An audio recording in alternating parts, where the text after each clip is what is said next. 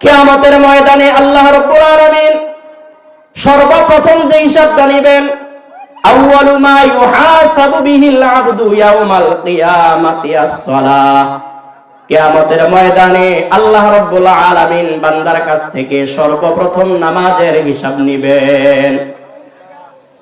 Fine সলুহাত Sairu আমালি, কোন ব্যক্তির নামাজ যদি ভালো হয়ে যায়, নামাজের আমলটা যদি শুদ্ধভাবে হয়ে যায়, নামাজের হিসাবটা যদি সুন্দরভাবে দিতে পারে, সমস্ত আমলের হিসাবটা তার জন্য সহজ হয়ে যাবে। ওয়াইন ফাসাদাত সাইরু আমালি, নামাজের হিসাব যদি কোনো ব্যক্তি আটকে যায়, আল্লাহর দরবারে নামাজের হিসাবের জন্য যদি কোনো ব্যক্তি ধরা খেয়ে যায়, ওই ব্যক্তির সমস্ত আমলের ক্ষেত্রে ধরা খেয়ে যাবে। এই জন্য নামাজের হিসাব যদি কারো সহজ হয়ে যায়, আল্লাহ পাক রব্বুল আলামিন ওই ব্যক্তিকে সহজে ছেড়ে দিবেন। বলেন সুবহানাল্লাহ। আর হাদিসের মধ্যে আল্লাহর নবী জানিয়েছেন, খামসু সালাওয়াতিন কাতাবাহুন্নাল্লাহু আলাল ইবাদি, 5 ওয়াক্ত নামাজ যেটা আল্লাহ রব্বুল আলামিন বান্দাদের উপরে ফরজ করে দিয়েছেন, ফামান জাআ বিহিন্না লাম ইউদায়্যি মিনহুন্না শাইআন ইস্তিগফাফান বিহাক্কিহিন্না কানা লাহু ইনদাল্লাহি আহাদুন আইয়ুদখিলাহুল জান্নাহ। আল্লাহর নবী জানিয়েছেন, যেই 5 ওয়াক্ত নামাজ আল্লাহ রাব্বুল আলামিন তার বান্দাদের উপরে ফরজ করেছেন, এই 5 ওয়াক্ত নামাজ যদি কোনো ব্যক্তি সঠিকভাবে আদায় করে, লাম ইউদায়্যি মিনহুন্না শাইআন, নামাজের মধ্যে যদি কোনো ত্রুটি না করে, কাজা না করে, গাফলতি না করে, নামাজের যে সঠিক হক রয়েছে, নামাজের যে হক রয়েছে, সে হক অনুযায়ী যদি নামাজ আদায় করে, কানা লাহু ইনদাল্লাহি আহাদুন, আল্লাহ রাব্বুল আলামিনের কাছে একটি ওয়াদা রয়েছে, আইয়ুদখিলাহুল জান্নাহ, আল্লাহ রাব্বুল আলামিন ওই ব্যক্তিকে জান্নাত দিয়ে দিবেন। বলেন সুবহানাল্লাহ। ওয়া মান লাম ইয়াতি বিহিন্না ফালাইসা লাহু ইনদাল্লাহি আহাদুন, আর যে ব্যক্তি নামাজ আদায় করবে না, আল্লাহর বিধিবিধান অনুযায়ী নিজের জীবন পরিচালনা করবে না, আল্লাহর নবী জানিয়েছেন, ফালাইসা লাহু ইনদাল্লাহি আহাদুন, ওই ব্যক্তির সাথে আল্লাহর কোনো ওয়াদা নাই, কোনো চুক্তি নাই। ইনশাআ আযাবাহু ওয়া ইনশাআ আদখালাহুল জান্নাহ, যে নামাজ আদায় করবে না, আল্লাহ রাব্বুল আলামিন চাইলে তাকে শাস্তি দিতে পারেন, আবার চাইলে তাকে ক্ষমাও করে দিতে পারেন। কিন্তু নামাজ যদি কোনো ব্যক্তি আদায় করে, আল্লাহ রাব্বুল আলামিনের সঙ্গে তার একটি চুক্তি রয়েছে, আল্লাহ পাক রব্বুল আলামিন তাকে ক্ষমা করে দিবেন। জোরে বলেন সুবহানাল্লাহ। আল্লাহর নবী জানিয়েছেন, অন্য হাদিসের মধ্যে আল্লাহর নবী সাল্লাল্লাহু আলাইহি ওয়াসাল্লাম বলেছেন, মান সাল্লা লিল্লাহি 40 ইয়াওমান ইউদরিকুত তাকবীরাতাল উলা, কোন ব্যক্তি যদি 40 দিন পর্যন্ত তাকবীরে উলার সাথে, তাকবীরে তাহরিমার সাথে নামাজ আদায় করে, 40 দিন, কয়দিন? 40 দিন পর্যন্ত যদি তাকবীরে তাহরিমার সাথে, অর্থাৎ জামাতে শুরু থেকে নিয়ে নামাজ আদায় করে, কুতিবাত লাহু বারাআতানে, আল্লাহ রাব্বুল আলামিন তার জন্য 2টি পয়গাম, নোটিশ জারি করে দিবেন, অর্থাৎ 2টি সার্টিফিকেট দান করবেন।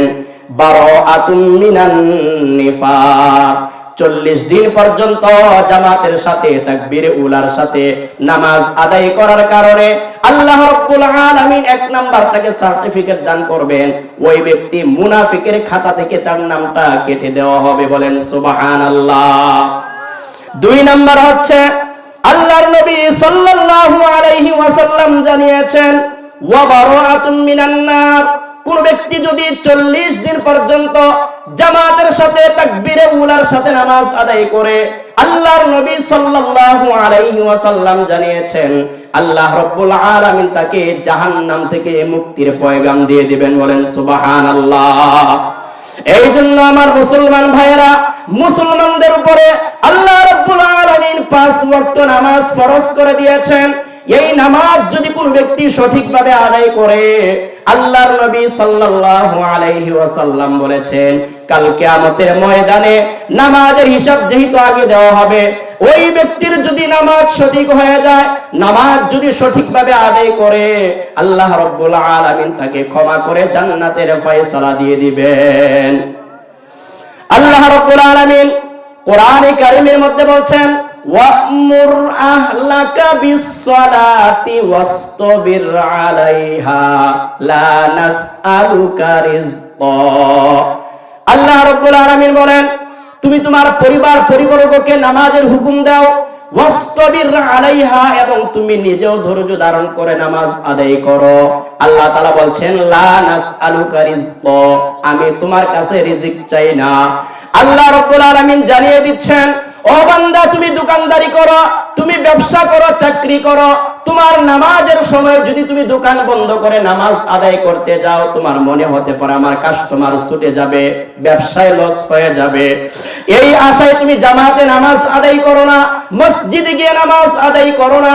আল্লাহ রাব্বুল আলামিন বলছেন, লা নাসআলুকা রিজকা, বান্দা, আমি তোমার কাছে কোনো রিজিক চাই না, বরং আমি তোমাকে বেশি বেশি করে রিজিক বাড়ায় দিব। বলেন সুবহানাল্লাহ। রিজিকের মালিক কে? সবাই বলেন, রিজিকের মালিক কে? ইন্নাল্লাহা হুয়ার রাজ্জাকু যুল কুওয়াতিল মাতিন। আল্লাহ রাব্বুল আলামিন বলেন, সবচাইতে বড় রিজিক দাতা হলাম আমি। আল্লাহ রাব্বুল আলামিন কোরআনে কারীমের অন্যত্র বলছেন, ওয়া মা মিন দাব্বাতিন ফিল আরদি ইল্লা আলাল্লাহি রিজকুহা।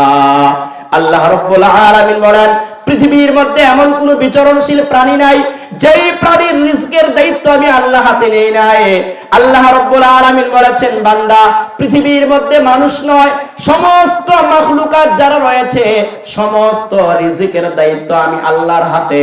সুতরাং তুমি নামাজ আদায় করতে গেলে তোমার ব্যবসায় লস হয়ে যাবে, চাকরিতে ক্ষতি হবে, এই ভয়ের কারণে তুমি নামাজ আদায় করো না। আল্লাহ রাব্বুল আলামিন বলেন, বান্দা, তুমি তোমার মন থেকে ভয় দূর করে ফেলো, তোমার রিজিকের ব্যবস্থা আল্লাহ রাব্বুল আলামিন আসমানে ফয়সালা করে দিয়েছেন। বলেন সুবহানাল্লাহ। আল্লাহ রাব্বুল আলামিন বলেন, বান্দা, তোমার রিজিক কিন্তু জমিনে নয়, তোমার রিজকের ফয়সালা আল্লাহ রাব্বুল আলামিন আসমানে করে দিয়েছেন। আল্লাহ তাআলা কোরআনে কারীমের মধ্যে বলছেন, ওয়া ফিস সামাই রিজকুকুম ওয়া মা তুআদুন। তোমাদের রিজিকের ফয়সালা আল্লাহ রাব্বুল আলামিন আসমানে করে ফেলেছেন।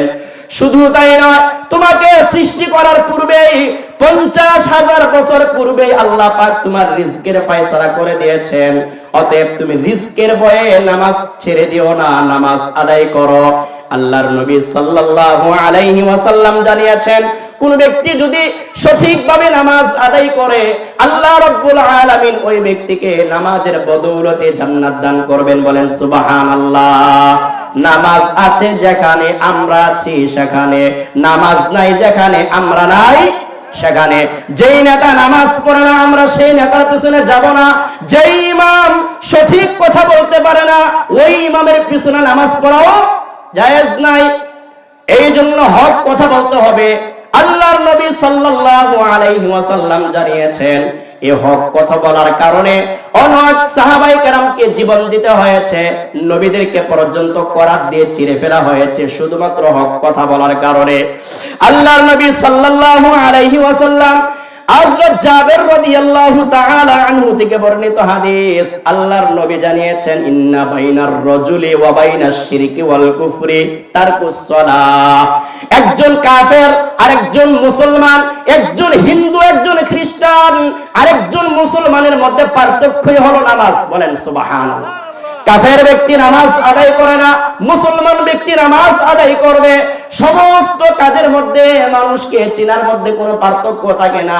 ব্যবসা করতেছে, মুসলমানও ব্যবসা করে, কাফেররাও ব্যবসা করে।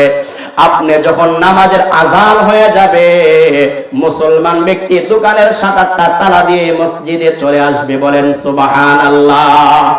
এই ব্যক্তি নামাজে আসার জন্য আল্লাহ পাক রব্বুল আলামিন আলামিন বলেন, নামাজ আদায় করার জন্য যে ব্যক্তি দোকানদারের চিন্তা করে নাই, ব্যবসা বাণিজ্যের চিন্তা করে নাই, আল্লাহর হুকুম পালনের জন্য মসজিদে চলে আসছে, কাল কিয়ামতের ময়দানে আল্লাহ রাব্বুল আলামিন আল্লাহ তাআলা ওই ব্যক্তিদেরকে সিজদা করার জন্য বলবেন, ইয়াউমা ইউকশাফু আন সাকি ওয়া ইউদআউনা ইলাস সুজুদ।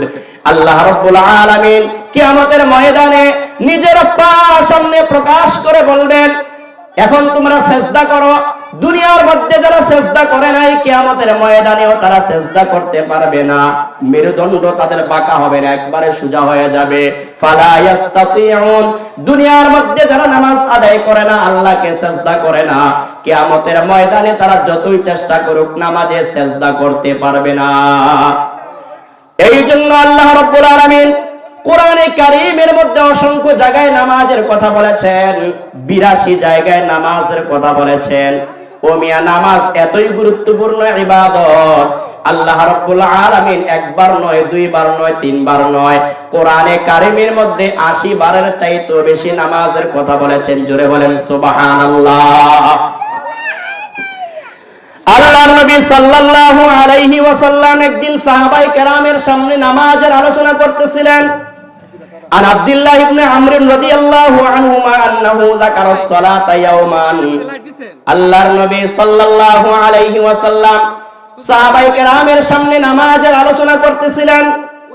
নামাজের প্রসঙ্গে আল্লাহর নবী সাল্লাল্লাহু আলাইহি ওয়াসাল্লাম বলেছেন, ফাকালা মান হাফাযা আলাইহা কানাত লাহু নূরান ওয়া বুরহানান ওয়া নাজাতান ইয়াউমাল কিয়ামাহ।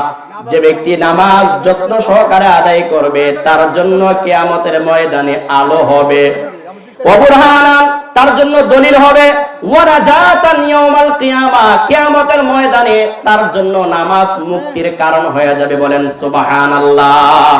যে ব্যক্তি নামাজ যত্ন সহকারে আদায় করবে, আল্লাহর নবী সাল্লাল্লাহু আলাইহি ওয়াসাল্লাম বলেছেন, এক নাম্বার কিয়ামতের ময়দানে যখন কাফেররা অন্ধকারের মধ্যে পুলসিরাতের পুল যখন অতিক্রম করবে, কেটে কেটে জাহান্নামের মধ্যে পড়ে যাবে অন্ধকারের মধ্যে, যারা নামাজ আদায় করবে সেদিন অন্ধকারের ভিতরে নামাজগুলো তাদের সামনে আলো হয়ে দাঁড়ায় যাবে। বলেন সুবহানাল্লাহ। দুই নাম্বার ওয়া বুরহানান, নামাজ তার জন্য দলিল হয়ে যাবে। আপনি যে জান্নাতে যাবেন, আপনার জন্য যে ক্ষমা রয়েছে, এর মধ্যে একটা দলিল হলো আপনি নামাজ আদায় করেছেন। ওয়া নাজাতান, এবং মুক্তি পাবেন ইয়াউমাল কিয়ামাতি কিয়ামতের দিন। যারা সঠিকভাবে নামাজ আদায় করবে তাদের জন্য কিয়ামতের ময়দানে নাজাত মুক্তির কারণ হয়ে যাবে। আল্লাহর নবী আরো জানিয়েছেন, ওয়া মান লাম ইউহাফিজ আলাইহা,